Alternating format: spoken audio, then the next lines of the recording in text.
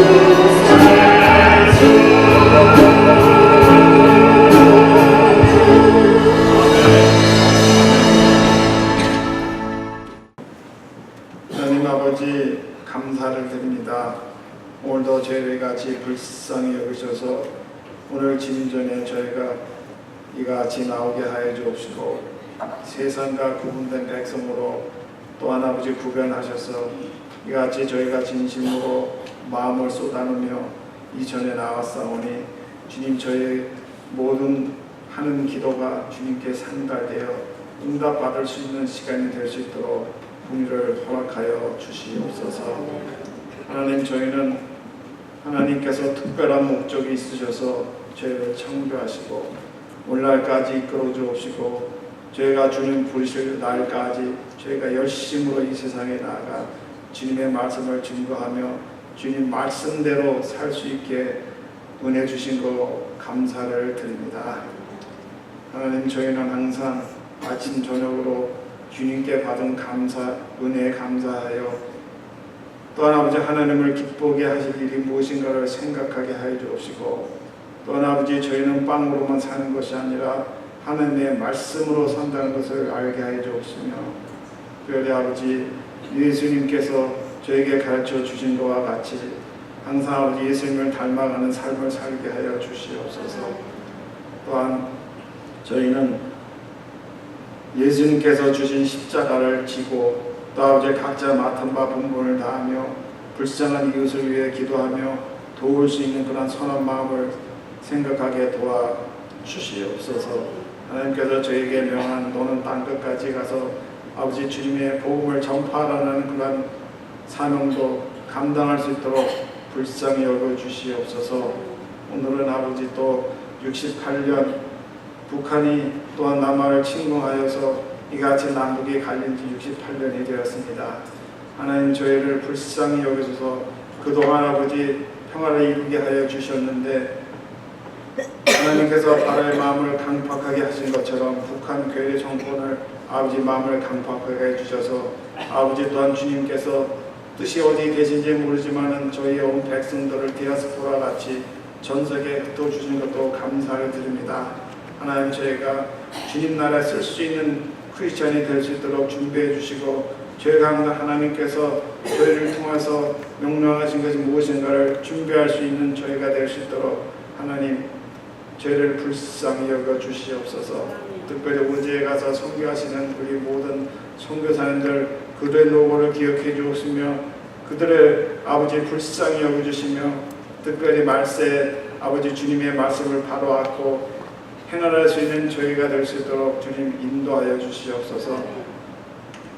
오늘도 아버지 이같이 또 2세들을 교육하시는 미사일 전도사님을 기억해 주옵시고 꿈의 나무로 자라게끔 축복해 주시는 은혜도 감사를 드립니다.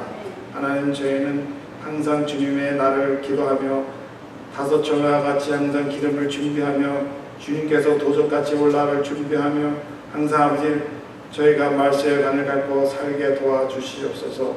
비록 저희는 이 세상 안에 살지만은 마음은 아버지 항상 주님의 영광에서 쓸 수 있는 여호수아와 갈렙같이 강한 마음과 담대한 마음을 허락하여 주시옵소서. 하나님 과거를 기억하지 못하는 백성은 또한 아버지 미래를 계획하지 못하는 망한 백성들입니다.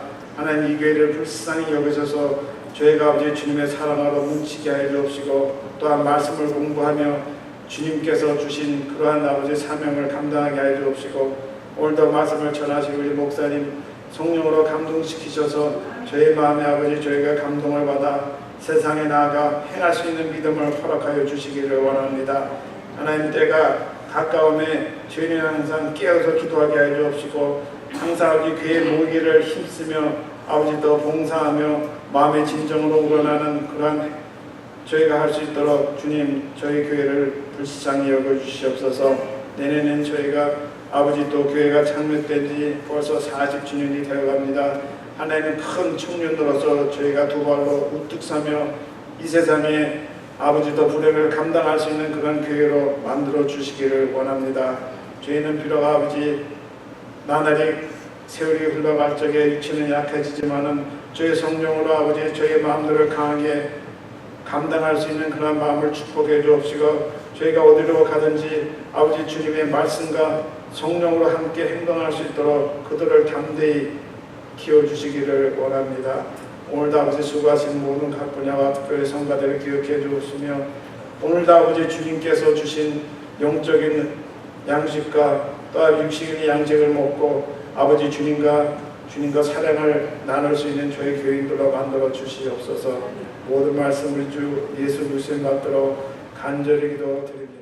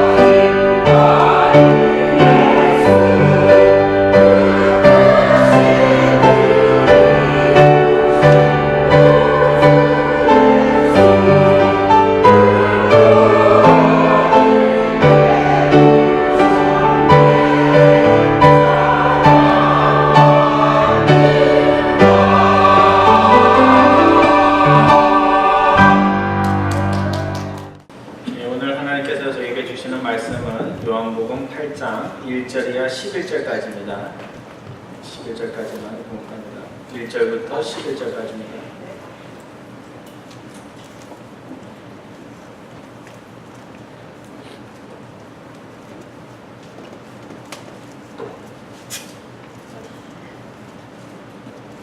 예, 제가 1절 봅니다. 여러분들 2절 봐주시기 바랍니다.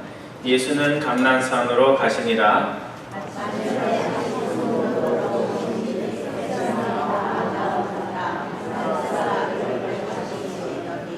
서기관들과 바리새인들이 음행 중에 잡힌 여자를 끌고 와서 가운데 세우고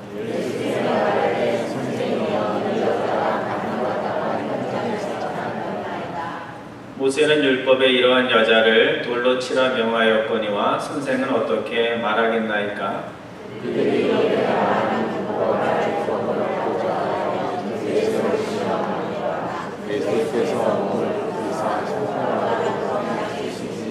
그들이 묻기를 맞이 아니하는지라 이에 일어나 이르시되 너희 중에 죄 없는 자가 먼저 돌로 치라 하시고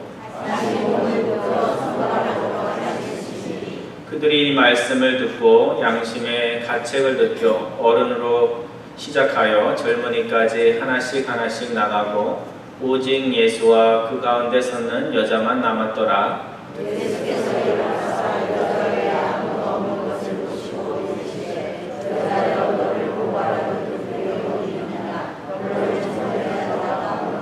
네, 11절 말씀 같이 봅니다.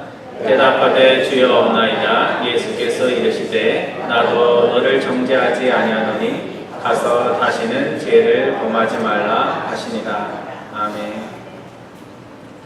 예, 세상은 날로 날로 좋아지지만 실제적으로 세상에서 벌어지는 일들을 보면 이렇게 물질적으로는 풍요로운 가운데서도 세상이 참 정신적으로 영적으로 피폐해졌다라는 그런 생각이 많이 듭니다. 요즘 신문지상에 끊어지지 않고 나오는 기사 중에 하나가 유럽에서 테러가 끊어지지 않고 일어나고 있다는 것입니다. 과거에 테러하면 먼 나라 이야기, 내전이나 전쟁 때문에 어려움을 겪는 그런 일부 나라들 안에 일어나는 일로 안타깝긴 하지만 우리와 피부로 먼 그런 사건들이었습니다. 하지만 요즘은 테러가 때와 장소를 가리지 않고 선진국이라는 유럽 지역에서 일어나고 있습니다. 이 테러가 무서운 것은 사람들이 그걸로 인해서 죽는 것뿐만 아니라 테러가 무서운 것은 사람들 마음에 불신과 냉랭함을 심어주기 때문에 그렇습니다. 낯선 이들에게, 외국인에게, 이민한 이들에게 잘해주어서 우리에게 돌아온 것이 무엇이냐, 국경문을 꽉 닫고 그들을 배척하는 그와 같은 마음들이 우리 마음속에 심어지기 때문에 그렇습니다. 그래서 밖에 온 이들, 다른 종교, 외부 사람들, 나와 다른 이들의 문화나 국가나 백성들에게 배타적인 마음과 불신의 마음을 심어주기 때문에 테러가 무서운 것입니다. 수년째 계속되고 있는 이슬람 극단주의 세력에 의한 테러로 인해서 유럽 사회가 수백 년 동안 기독교 가치관 안에서 미덕으로 삼아왔던 프랑스어로 톨레랑스, 간용과 배려가 시험대에 오르고 있습니다. 계속해서 단용하고 용서하는 것이 가능한가? 이슬람에게도 그와 같은 용서가 가능한가? 그런 질문들을 유럽인들이 던지고 있는 것입니다. 이 테러리스트들이 노리는 것이 이것입니다. 사람을 몇 명 죽이는 것이 아니라 선한 사람들의 마음에, 기독교 가치관을 가지고 살아가는 사람들 마음에 미움과 증오를 심어줘서 너희도 우리가 똑같이 서로 미워하고 증오하고 싸우자, 이렇게 우리의 마음속에 쓴 마음을 심어주는 것입니다. 오늘 본문으로 읽은 요한복음 8장 1절 이하 11절까지 말씀은 여러분들이 너무나 잘 아는 말씀입니다. 근데 요한복음 8장 1절 이하 11절까지 말씀은 우리 예수님께서 이 땅에 오셔서 테러와 분쟁과 폭력과 미움이 가득한 세상에, 이런 세상이 미래가 어떻게 열릴 것인가, 거기에 대해서 예수님의 이 땅에 오셔서 우리에게 보여주신 그 기본 정신이 무엇인지를 가장 잘 보여주는 본문이라 할 수 있습니다. 오늘 본문에 보면 등장인물이 네 부류가 나옵니다. 그래서 오늘 등장인물들을 통해서 하나님께서 저에게 주시는 교훈이 무엇인지 살펴보고자 합니다. 첫 번째, 자신들의 사악한 뜻을 관철하기 위해서 신성한 하나님이 주신 율법마저도 사악한 도구로 사용하는 타락한 종교인, 사악한 종교인 바리새인과 서기관들이 나옵니다. 여러분, 바리새인과 서기관은 우리가 아는 것보다는 훨씬 더 멋진 사람들입니다. 우리 복음서에 예수님을 통해서 비판을 받아서 그렇지 열심히 율법을 지켜서 그 당시 세하였던 작은 나라 유대 나라를 세우려 했던 사람입니다. 하지만 오늘 본문에 보면 여기에 나오는 바리새인과 서기관들은 하나님을 알지 못하고 하나님이 주신 율법으로 젊은 청년 예수를 넘어뜨리려 하는 사람입니다. 백성들이 성경을 읽다가 모르는 것이 있으면 누구를 찾아갑니까? 바리새인과 서기관들, 성경을 잘 아는 사람들을 찾아갑니다. 그래서 선한 하나님의 율법을 통해서 사람들을 세우고 사회를 세우고 무너진 세상을 세우는 일에 가장 앞에 서야 할 사람들이 그 당시 종교 지도자들인 바리새인과 서기관들입니다. 오늘 본문에 보면 이 바리새인과 서기관들이 전혀 자신들이 해야 할 그 일에는 관심이 없습니다. 오직 그들의 관심은 자신의 눈에 가시 같은 청년 예수를 넘어뜨리는데 혈안이 되어 있습니다. 왜 바리새인들이 현장에서 가늠한 여인을 보았을 때 그 자리에서 재판을 하고 그 자리에서 어떻게 하면 돼요? 돌로 쳐서 정말 유대인 율법대로 로마 법정에 가지 않고 재판을 하기 원했다면 그 자리에서 돌을 던져서 자신들이 거기에 대해서 책임을 지면 됩니다. 근데 이 사람들이 그렇게 하지 않고 여인을 잡아서 현장에서 잡힌 그 여인들을 예수님께 끌고 옵니다. 그러니까 여인을 어떻게 처벌할지 몰라서 끌고 온 것이 아니라 현장에서 잡혀서 옷도 찢어지고 또 수치와 모욕에 떠난 한 여인을 통해서 자신들의 아픈 곳을 찌르는 한 청년 예수를 넘어뜨리기 위해서 이와 같은 일들을 벌이고 있는 겁니다. 우리가 아는 말에 일석이조라는 말이 있죠. 일석이조가 뭐죠? 새총으로 우리 새를 잡는다고 하면 돌멩이 하나를 던져갖고 어떻게 두 마리 새를 한꺼번에 넘어뜨리는 겁니다. 지금 바리새인들이 지금 하고자 하는 일이 일석이조를 하려고 하는 겁니다. 한 마리 새는 뭐예요?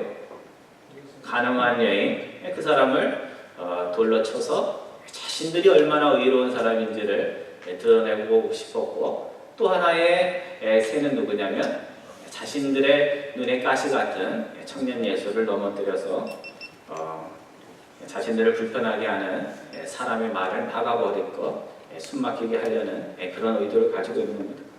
오늘 사악한 종교 지도자들이 청년 예수에게 묻습니다. 납비여 이 여인이 간음을 하다 현장에서 잡혔는데 모세 율법에 따르면 이런 자들은 돌로 쳐서 죽여야 합니다. 선생님은 도대체 무엇이라고 답을 하겠습니까?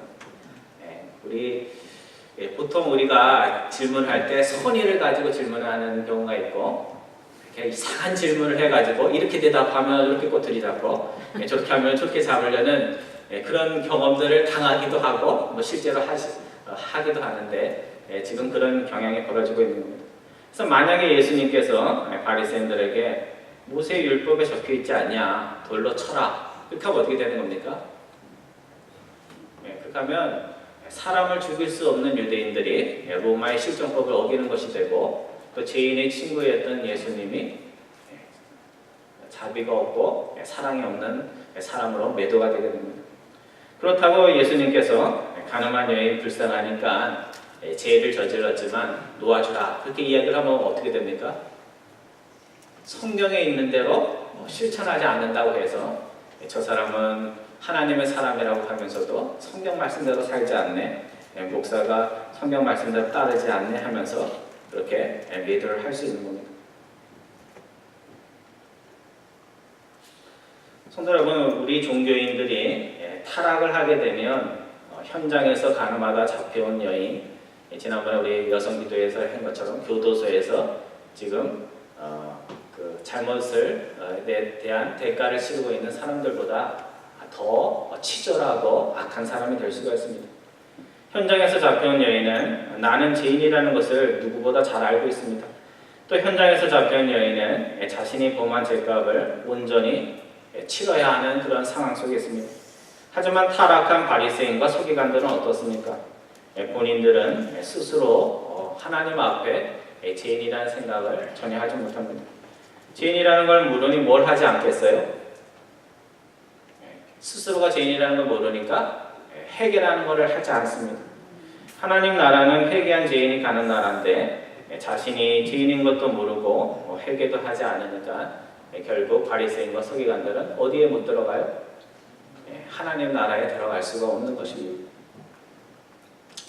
성도 여러분, 오늘 우리가 신앙생활하면서 예배를 드리는 것도 중요하고 매일같이 교회 나오는 것도 중요하지만 내 안에 들어있는 사악한 마음, 불순한 동기의 문제를 하나님 앞에서 해결받지 않으면 우리 역시 예수님의 제자가 되는 것이 아니라 바리새인들처럼 하나님께 배운 것을 가지고 엉뚱한 짓을 하는 그런 사람들이 된다는 것입니다. 오늘 본문에서 우리가 주목해야 될 것은 예수님을 만나고 난 후에 변화된 이가 바리새인과 서기관들이 아니라 정말 치욕의 자리에 그렇게 올 수밖에 없고 재판을 받았던 여인이란 사실입니다. 스스로 의롭다 생각하며 죄인을 심판한 바리새인들이 아니라 죄인의 자리, 수치의 자리까지 바닥까지 내던져진 그 여인이 예수님을 만나고 그걸 통해서 새 사람이 되는 계기를 맞았다는 사실입니다. 나의 의 때문에 나의 죄를 보지 못하는 이는 아무리 오랫동안 신앙생활을 해도 천국에 소망이 없습니다. 하지만 자신이 죄인임을 아는 자는 지난주에 교회를 나왔어도 천국에 소망이 있고 새로운 삶을 살아갈 수가 있습니다. 두 번째로 오늘 이야기에 보면 예수님이 없었다면 꼼짝없이 돌에 맞아 죽을 수밖에 없는 여인이 나옵니다. 여러분들 낚시를 안 좋아하시는 것 같은데 아무튼 사람들이 낚시를 할 때 큰 물고기를 잡기 위해서 작은 물고기를 이렇게 미끼로 씁니다. 베이트라고 그러죠. 베이트를 쓰는데 낚시가 잘 안 되면 그 사간 그 베이트값만큼도 물고기를 못 잡아가지고 손해 볼 때가 많이 있습니다. 근데 베이트를 쓸 때 죽은 생선을 잘라서 베이트 미끼로 쓰기도 하지만 어떤 경우에는 어떤 걸 써요?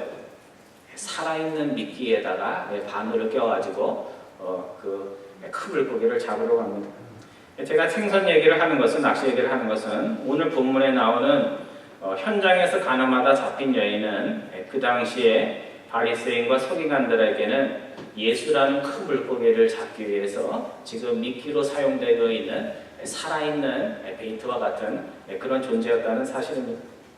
낚시꾼의 관심은 큰 물고기 잡는 것이기 때문에 미끼로 사용되는 작은 물고기가 미끼로 이용이 되다가 죽든지 살든지 그런 것에 신경을 쓰지 않습니다. 저도 낚시를 좋아하긴 하지만 뭐 죽은 미끼를 쓰는 건 괜찮은데 살아있는 미끼에다가 이렇게 바늘을 꽂고 이러는 것이 그렇게 편하지는 않습니다. 그래서 되도록이면 그냥 죽은 거에다가 이렇게 하고 낚시를 하는데, 그래서 물고기 잡는데 정신이 팔린 낚시꾼은 산미끼가 바늘 때문에 아프든지 미끼 노릇을 하다 죽든지 살든지 그것에는 관심이 없습니다. 제가 이걸 말씀을 드리는 것은 오늘 바리새인들의 마음이 그렇다는 거죠. 율법을 지킨다고 하면서, 하나님의 율법을 사랑한다고 하면서 죄인이 죽든지 말든지 살아있는 미끼처럼 상관하지 않고 있다는 겁니다. 하지만 예수님의 관점과 태도는 많이 다릅니다. 오늘 예수님은 본문에 나오는 여인을 다른 어떤 것을 위해 이용되는 사물이나 베이트처럼 그렇게 여기고 있지 않다는 겁니다. 예수님은 계속해서 죄인이지만, 남의 가정을 파탄난 여인이지만 계속해서 인격적으로 사람 대접을 하고 있다는 사실입니다. 예수님은 사악한 이들에 의해서 산미끼처럼 취급받고 있는 여인을 정말 마음 깊이 아파하셨다는 겁니다. 그래서 주님은 재치를 발휘해서 죽을 수밖에 없는 그 여인을 사악한 종교인들의 그 이빨로부터, 손으로부터 구출해 내셨던 것입니다. 오늘 우리는 이 본문을 읽으면서 우리 역시 같은 죄는 아니지만 정말 죄를 짓고 고통을 받았던 그 여인과 같은 그런 처지였던 우리의 과거의 죄된 모습들을 떠올릴 수 있어야 됩니다. 오늘 우리가 구원을 받을 수 있었던 것은 뭐 좋은 부모님을 둬서가 아니라 하나님께서 예수님의 마음이 되셔서 우리의 죄인된 처지를 딱하게 여기셔서 먼저 손을 내밀어 주셨기 때문에 그렇습니다. 뭐 오늘 우리가 솔직하게 정직하게 보면 세상 밖에 있는 사람들과 나은 게 뭐가 있습니까? 시기할 때 똑같이 시기하고, 미워할 때 미워하고, 용서해야 될 때도 자존심 상해서 자유 용서를 안 하려고 하고, 똑같은 모습으로 살아가는 우리들을 하나님께서 죄인이기 때문에 긍휼히 여기셔서 우리를 구원해 주신 겁니다. 먼저 긍휼함을 받고 용서받은 자로서 이제 우리들이 과거의 우리 자신들을 생각을 하면서 교회 밖에 있는 사람들, 아직 돌아오지 못한 이들에 대해서 긍휼한 마음을 가지고 예수님처럼 대하는 여러분과 저 되기를 바랍니다. 세 번째로 오늘 본문에 보면 세상의 그 누구보다 의롭지만 죄인을 죽이는 일에 열을 올리지 않고 사람을 살리는 일에 온 마음을 다 쓰시는 예수님을 우리가 만나게 됩니다. 여러분, 예수님이 죄를 미워할까요? 안 미워할까요? 미워하죠. 예수님은 바리새인들 못지않게 죄를 미워하시는 분입니다. 또 서기관들 못지않게 하나님이 주신 그 율법에 대한 열정을 가지고 있는 분이 예수님입니다. 근데 한 가지 예수님이 바리새인과 다른 것은, 바리새인들은 죄도 미워하고 누구도 미워해요? 죄인도 미워해요. 근데 예수님은 죄는 미워하지만 죄 때문에 일어나는 모든 고통의 일들을 가슴 아파하신다는 사실입니다. 그래서 예수님은 죄인을 정죄하기보다는 죄인을 불쌍히 여기십니다. 그래서 예수님 주위에는 항상 죄인 친구들이 넘쳐났습니다. 바리새인들 곁에는 자기의로 가득 찬 이들이 몰려들었고, 예수님 주위에는 정말 죄인이라고 불리는 이들이 넘쳐났습니다. 그래서 바리새인들은 죄인들을 더 죄인으로 만들고 그들을 멸시하였는데, 예수님은 죄인들의 친구가 되어주시고 밥도 같이 먹으면서 오히려 그들을 의의 길로 인도하시기 위해서 먼저 긍휼과 사랑을 베푸셨다는 사실입니다. 오늘 본문 6절 이하에 보면 사악한 종교인들이 예수님을 찾아와서 현장에 잡힌 여인을 어떻게 해야 하는지 예수님에게 묻습니다. 또 예수님께서는 바리새인들의 동기가 불순하다는 걸 알고는 대답을 해요, 안 해요? 대답을 하지 않습니다. 뭐래도 대답을 해야지 그거를 꼬투리 잡아가지고 예수님을 곤란하게 하려고 했는데 아무 대답을 하지 않으니까 바리새인들이 다시 묻습니다. 그때 예수님께서 대답하신 것이 우리가 너무나 잘 아는 말씀, 너희 중에 죄 없는 자가 어떻게 하라고요? 먼저 돌로 치라. 그 말이 예수님의 유명한 말씀이 나오게 된 겁니다. 죄 없는 자가 먼저 돌로 치라는 이 말은 너희가 정말 끌려온 이 여인을 돌로 쳐서 죽이고자 한다면 너희가 이 일에 증인이 되어야 한다는 1차적인 의미가 있습니다. 하지만 2차적인 의미는 너희가 남을 죽이는 그 일을 하고자 한다면 너희들이 살아오면서 율법 전체 앞에서 너희가 스스로 돌맞지 않을 만큼 완벽한 삶을 살았는지 다시 한번 생각해 보라는 겁니다. 오늘 우리가 남들에 대한 이야기 많이 하잖아요. 뭐 큰 죄도 아닌데도 그렇게 하나 본 거, 경험한 것 때문에 얘기를 하는데 사실 얘기하면서도 저도 그럴 때가 있는데 그럴 때 보면 이렇게 생각을 해보면 더 큰 죄가 많은데도 왜 내가 그 얘기를 하고 있나 하는 그런 생각이 들 때가 많이 있습니다. 이런 이야기가 있습니다. 미국의 어떤 마을에 빵을 만드는 사람이 있었는데 가까운 농장에서 버터를 사다가 빵을 만들고 있었습니다. 버터를 살 때마다 버터 크기가 점점 작아지는 겁니다. 이만한 버터가 그 다음에 가면 요만큼 줄어들고, 그래서 같은 돈을 내고 점점 작은 버터를 사야 되니까 기분이 나쁘겠죠. 그래서 화가 나가지고 나중에는 사온 버터가 제대로 만들어졌는지 저울에 달아보았더니 제빵업자의 의심대로 버터 무게가 기준 미달이었습니다. 화가 너무 난 이 제빵업자가 버터를 만드는 공장 주인을 나를 속였다고 해서 고발을 하게 됐습니다. 이제 버터 공장 주인과 제빵업자가 재판을 하게 되었는데 판사가 버터 만드는 사람에게 물었습니다. 집에서 어떤 저울을 사용하고 있어? 그러니까 이 버터 공장 주인이 저는 저울을 사용하지 않습니다.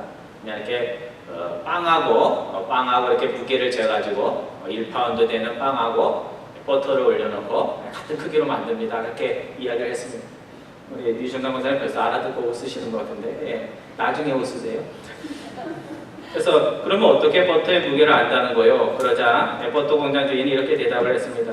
그것은 간단하죠. 1파운드짜리 빵의 무게와 똑같이 버터를 만들면 됩니다. 그럼 1파운드짜리 빵은 어디서 사오는 거예요? 그러자 그 사람이 재판을 받고 있는 그 빵 만드는 사람을 가리키면서 저 사람이 준 그 빵 무게랑 맞춰가지고 버터를 만든다고 그렇게 대답을 했던 것입니다. 오늘 이 이야기의 교훈이 무엇이겠습니까? 버터가 점점 작아지게 된 발단은 이 사람이 빵을 보고 버터를 만드는데 빵이 점점 작아지면서 버터도 점점 작아지게 됐다 하는 그런 이야기입니다. 오늘 우리들은 남들의 작은 허물과 죄에 대해서 열받아 하고 저 사람이 나에게 이럴 수 있냐 그렇게 이야기하지만 꼼꼼히 자신을 돌아보면 우리도 똑같은 잘못과 허물로 잘못할 때가 많다는 것을 이야기하고 있는 것입니다. 오늘 마지막으로 오늘 본문에 보면 예수님의 말씀을 듣고 양심이 찔려서 돌을 던지는 그 현장을 떠난 무리들, 군중들이 나옵니다. 오늘 본문 9절 말씀 우리 다 같이 한번 봉독하겠습니다. 9절 말씀 시작. 듣고 양심의 가책을 느껴 어른으로부터 시작하여 젊은이까지 하나씩 하나씩 나가고 오직 예수와 그 가운데 섰는 여자만 남았더라. 참 재밌는 말씀이죠. 9절 말씀에서 첫 번째 주목하게 되는 것은 조금 전까지만 해도 돌을 잡고 하나님의 의를 세우겠다 하는 그 사람들이 현장에서 떠나가자 또 다른 의미에서 새로운 정의가 그 현장에 세워지고 있었다는 사실입니다.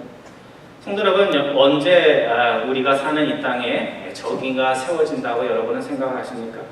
많은 이들은 악한 사람들을 돌로 쳐서 교대소로 보내든지 죽이든지 하면 우리가 사는 세상이 더 나은 세상, 베러 월드로 바뀐다고 그렇게 생각을 합니다.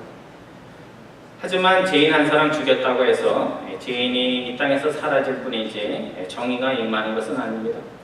정의는 사람들, 특별히 예수를 먼저 믿은 우리가 주님의 말씀에 양심의 가책을 받아 정죄의 자리를 떠나서 스스로를 고치는 자리로 나갈 때 우리가 사는 세상이 더 나아질 수가 있습니다. 주님의 말씀 안에서 먼저 믿은 우리들이 우리 자신의 죄를 먼저 돌아보고 회개하게 될 때 이 땅에 하나님 나라의 정의가 반듯하게 세워지게 되는 것입니다. 많은 이들이 남들이 바뀌어야 저 집사가 바뀌어야지 세상이 바뀐다고 생각을 하지만 세상은 그렇게 해서 바뀌는 것이 아닙니다. 세상이 바뀌는 것은 내가 먼저 하나님의 말씀에 양심의 찔림을 받고 회개의 삶을 살 때 내가 바뀌는 걸 보고 누가 은혜를 받아요? 옆에 사람이 은혜를 받고 은혜 받는 옆에 사람을 보고 교회가 바뀌고 교회가 바뀜을 통해서 지역사회가 바뀌고 지역사회가 바뀜을 통해서 이 땅에 하나님 나라가 임하게 되는 것입니다. 두 번째 9절 말씀에서 우리가 주목할 것은 누가 현장에서 먼저 떠났다고 나오죠? 마음이 순진한 젊은이들이 먼저 떠난 것이 아니라 나이 드신 분들, 인생을 하루라도 더 사는 분들이 그 자리를 떠났다는 사실입니다. 여러분은 왜 예수님 말씀을 듣고 나이 많으신 분들이 먼저 떠났다고 생각하십니까? 한편으로 생각하면 죄 지은 게 많으니까 오래 살았으니까 죄 지은 게 많아서 떠났다 이렇게 생각할 수도 있지만 그거는 꼭 맞는 이야기는 아닌 것 같아요. 오래 살아서 죄를 졌어도 나 죄 지은 거 없어 하면서 고집을 피우면 그 자리에 남아 있었을 것입니다. 그러니까 하루라도 더 산 그분들이 자신의 허물과 죄를 돌아볼 때 더 빨리 더 일찍 인정했다는 이야기입니다. 그러니까 그곳에 모인 어르신들이 꽤 괜찮았던 분이다 이런 결론을 내릴 수가 있는 겁니다. 성도 여러분, 어른이 된다는 것, 특별히 신앙적으로 영적으로 어른이 된다는 것은 이제 남의 허물, 이웃의 잘못에 대해서 열을 내는 이가 이제는 나의 허물과 나의 잘못을 위해서 그것이 애통하는 마음으로 그것을 위해 기도하는 사람으로 바뀌는 것입니다. 남을 정죄하고 죽이는 현장에 오래 머물지 않고 그렇게 했더라도 이제 룻을 축복한 보아스처럼 모자라는 사람도 축복해주고 더 잘 되기를 위해서 기도해주는 사람으로 바뀌는 것입니다. 남을 정죄할 수 있는 유일한 분인 예수님께서 여자와 독대했을 때 그 자리에서 어떤 말씀을 하십니까? 나도 너를 정죄하지 않는다 그렇게 얘기했습니다. 예수님도 정죄하지 않는다 이렇게 얘기했으니까 우리는 어떻게 해야 돼요? 우리도 가만히 있어야 되죠, 그렇죠? 정죄를 하면 안 됩니다. 이 정죄하지 않는다는 것은 잘못을 잘못으로 말하지 않는다는 의미가 아니라 어떤 이가 잘못했을 때 한 번 잘못한 걸 가지고 그 사람이 저 사람은 아무리 목사님이 기도해 주셔도 가르쳐도 소용없습니다. 저 사람은 저기 교회를 다녀도 아무 소망이 없으니까 목사님 기브업 하십시오. 이것이 정죄라고 할 수 있습니다. 또 주님께서는 여인에게 이제 가서 다시는 죄를 짓지 말라 그렇게 말씀합니다.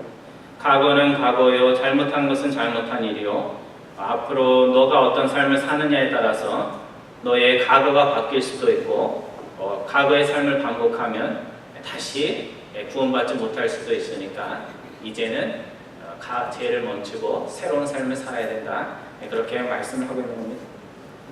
성도 여러분, 오늘 우리가 사는 세상은 물질적으로는 풍요롭지만 사람들의 마음을 들여다보면 많이 피폐되어 있습니다. 이기적이고 세상적인 것에 많이 몰두가 되어 있고 또 논리와 이해를 통해서 서로 이렇게 평화를 이루려는 것이 아니라 힘과 겉모술수를 통해서 자신의 뜻을 관철하는 그런 시대를 살고 있습니다. 그래서 힘 있는 자는 폭력을 가지고 자신의 뜻을 관철을 하고 힘 없는 사람은 어떻게 해요? 힘 없는 사람 앞에서 본 얘기하니까 뒤에 가가지고 이렇게 막 소문을 내거나 아니면 나라로 하면 테러를 통해서 자신의 뜻을 관철하고 하는 겁니다. 테러로 인하여 몇백 명의 유럽의 간영과 미덕이 흔들리는 이 시대에 오늘 하나님의 백성인 여러분과 제가 서야 할 자리가 어디겠습니까? 우리도 극단주의 이슬람 사람들처럼 화가 나니까 눈에는 눈, 이에는 이로 대응하면서 테러리스트들이 한다는 것처럼 하나님은 위대하다, 알라는 위대하다가 아니라 하나님은 위대하다 그렇게 외쳐야 하겠습니까? 오늘 우리는 하나님의 위대하심을 그런 식으로 표현할 수도 없고 그것은 하나님의 위대함이 아닙니다. 오늘 우리는 돌 대신에 꽃을, 증오 대신에 사랑을 세상에 던져야 할 사람들입니다. 그래서 눈에는 눈, 이에는 이를 진리처럼 외치는 세상 속에서 아니다. 그것은 진정한 진리가 아니라 이 지구촌이 유일하게 살 수 있는 길은 기독교의 정신, 예수님의 정신, 선으로 악을 이기는 것이라는 것을 우리가 말로도 전해야 되고 우리의 삶을 통해서 보여줄 수 있어야 됩니다. 오해와 미움과 증오와 폭력이 넘쳐나는 이 세상에서 진정으로 십자가의 제자가 되셔서 십자가의 사랑으로 악을 이기는 여러분과 저 꼭 되기를 주님의 이름으로 축원드립니다. 기도하겠습니다.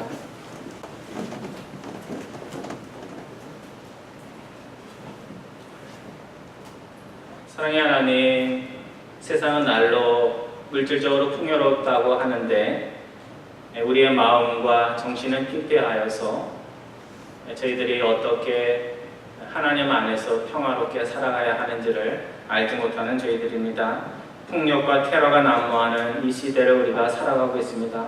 오늘 하나님의 백성들에게 주님과 같은 마음을 허락하여 주옵소서. 큰 마음, 큰 사랑을 허락하여 주셔서 저희들이 죄는 미워하되 죄인은 주님처럼 가슴 아파하는 사람들 될 수 있도록 인도하여 주옵소서. 이 땅의 미움과 증오와 폭력을 주님께서 저희에게 베풀어 주신 그 사랑으로 치유하는 자들 될 수 있도록 인도하여 주옵소서. 감사드리오며 예수님의 이름으로 기도드리옵나이다. 아멘.